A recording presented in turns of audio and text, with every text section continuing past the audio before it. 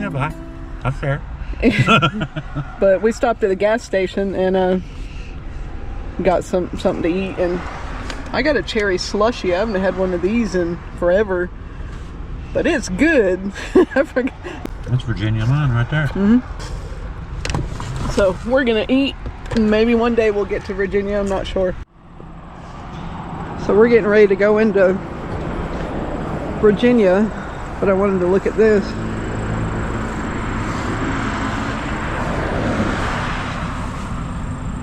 Pound Gap probably was named for a nearby grain pounding mill.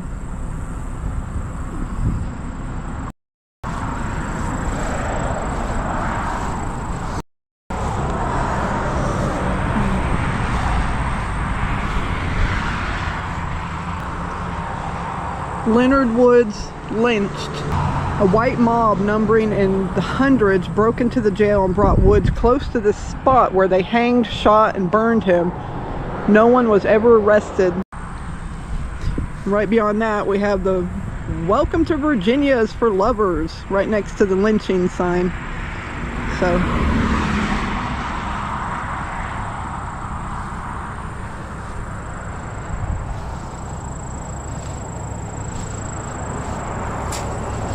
onwards into Virginia we go. Before the sun ever rose on November 30th, 1927, hundreds of cars lined the ridge at Pound Gap, headlights cutting through the fog, voices echoing across the Kentucky-Virginia border. By dawn, one man was dead. Another had already been buried. What happened on that ridge didn't just shock the coal fields. It changed state law, exposed deep divides, and left scars still visible nearly a century later. If you drive across the Kentucky-Virginia border today, over the high ridge of Pound Gap, cars rush past the overlook, the mountain fog curls down into the pines, and most people don't realize they're passing one of the most heavily witnessed lynching sites in Appalachian history. An event so public, so shocking, and so impossible to ignore that it helped change Virginia's state law forever. This is the story of Leonard Woods, a 30-year-old black coal miner from Jenkins, Kentucky, and the story of Herschel Deaton, a 27-year-old white mine foreman from Coburn, Virginia. Two men linked by a single moment on a cold November night in 1927. To understand what happened, you have to understand the world those men lived in. Jenkins, Kentucky was a brand new coal town carved into the mountain by the Consolidation Coal Company. It was a place packed with people from everywhere. Poor whites from the Carolinas and Georgia, black railroad workers and black miners recruited from the Deep South, and immigrants from Italy, Hungary, and Eastern Europe. The coal boom pulled everyone together, but it didn't erase the lines between them. Those lines ran through pay tables and company housing, through saloons and churches, through race, class, and culture. By 1927, the boom was fading. Floods had washed away roads and jobs. Moonshine wars had killed 16 deputies in 4 years. The pressure inside these camps was as real as the mountains themselves. It was into this world that Herschel Deaton and his two friends drove on the night of November 27, 1927. A Sunday evening that would change everything. Herschel Deaton was 27 years old, a married man, born and raised in Virginia. He worked as a coal mine foreman, and according to the official death certificate filed the next day, he died from shock from gunshot wound to abdomen, with internal hemorrhage listed as the contributing factor. The record notes that his death occurred before midnight, officially documented as November 28, 1927. According to white newspapers, the story that led to that fatal bullet was simple. Leonard Woods and two black women, Susan Armister and Anna Mae Emery, flagged down Herschel Deaton's car near Jenkins. The women climbed onto the back of the coupe. Leonard Woods stepped onto the running board. Herschel Deaton got out to remove them, and Leonard Woods shot him. But the black press told a different, more tangled version, supported by a detailed letter from Lawrence Kellis, a black schoolteacher who contacted the NAACP. In this telling, Susan Armister and Anna Mae Emery were familiar with Herschel Deaton and his friends and may have been planning to go out with them that evening. Leonard Woods, who had some sort of personal relationship with one or both women, tried to stop them from leaving. A fight broke out. Herschel Deaton beat Leonard Woods, and in the scuffle, Leonard Woods grabbed a revolver and fired. Whichever version is closer to the truth, everyone agrees on this much. Herschel Deaton died, and the mountains reacted immediately.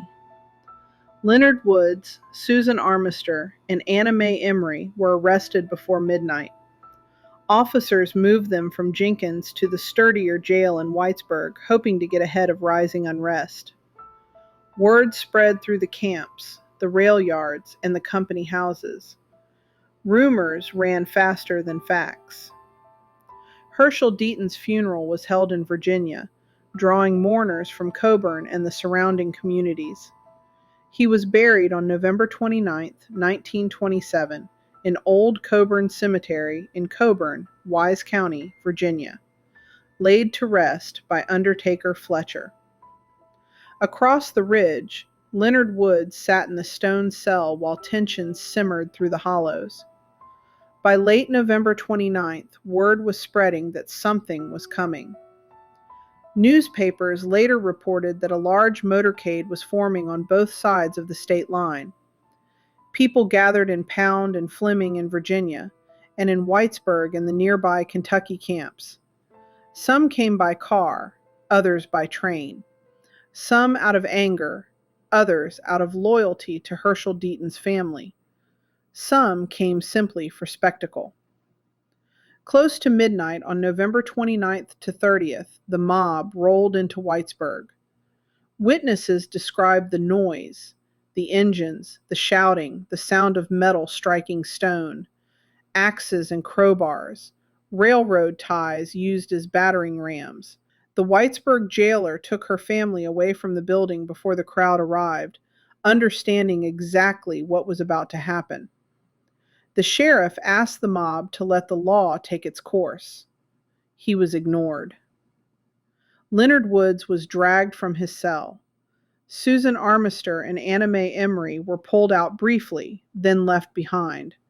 Whether because Leonard Woods begged for their safety or because one of Herschel Deaton's friends demanded that his woman not be harmed, no one knows. But the mob focused solely on Leonard Woods. A caravan carried Leonard Woods from Whitesburg toward Fleming. There, in the darkness, the Kentucky group merged with the Virginians who had arrived through Pound Gap.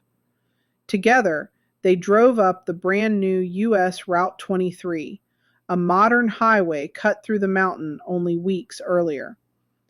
The ceremonial platform, where governors and congressmen had spoken during the opening, still stood on the ridge. At around 3 a.m., the caravan reached Pound Gap. The air was cold and thin. Fog pressed down on the ridge. Headlights cut through the dark. Estimates say hundreds were there. Some reports claimed up to 1,500 people packed into as many as 500 cars, lining the roads and crowding around the wooden platform. Leonard Woods was forced forward. A final confession was demanded. A shot fired. Rumor said it came from Herschel Deaton's father. Leonard Woods was hanged from the platform. When the rope stopped swaying, the crowd opened fire, riddling his body with bullets. Then a woman stepped forward with a can of gasoline, and his body was burned. When the sun rose, more people came to the ridge, picking bullets from the corpse as souvenirs. Authorities buried Leonard Woods on the mountain, but later that same day, a small group of black men from Kentucky quietly returned, dug up the coffin, and moved him to an undisclosed grave. His resting place remains unknown. News of the lynching spread instantly. The region's strongest reporting came from the mountain press itself. Bruce Crawford's Weekly in Norton, Virginia, covered the killing extensively and denounced it in editorials through December 1927. Bruce Crawford listed towns believed to be represented in the mob and demanded accountability. Across the way, the Clinch Valley News in Tazewell printed a stark editorial comparing mob violence to other high-profile crimes in the news. The black press in Virginia also responded. The Richmond Planet, one of the leading black weeklies in the state, placed the story within the wider pattern of racial terror faced by black communities. But even with the public pressure, no one was arrested. Not a single name, not a single license plate written down. A grand jury in Whitesburg heard more than 100 witnesses and claimed there wasn't enough evidence to indict anyone. Kentucky pointed to Virginia. Virginia pointed to Kentucky. The lynching sat on the state line, and so did the responsibility. But this lynching did something the mob did not intend. It pushed an entire state to act. Journalists, especially Bruce Crawford and Louis Isaac Jaffe of the Norfolk Virginian Pilot, refused to stay quiet. They wrote, pressed, and demanded change. Within months, in March 1928, Virginia passed the nation's first statewide anti-lynching law, declaring that every lynching shall be deemed murder. It was a direct response to Leonard Wood's death, one of the clearest examples of a lynching forcing legislative reform. That law is still on the books. Nearly a century later, in 2021, community groups in Wise and Letcher counties worked with the Equal Justice Initiative and the Virginia Department of Historic Resources to memorialize the site. A historical marker was placed at Pound Gap, stating the facts plainly, that a mob numbering in the hundreds broke into the Whitesburg jail, carried Leonard Woods here, and hanged, shot, and burned him. Today the marker stands in the wind and the fog, just off the highway that carried the mob to the ridge. Drivers pass it every day, often without knowing what happened there. But for anyone who stops, the sign tells the truth. It tells of Leonard Woods and Herschel Deaton, two men whose lives ended within days of each other. It tells of a community caught between justice and vengeance. It tells of a night the mountains never forgot. And it tells of the moment when that violence pushed a state to finally draw a line and say, no more.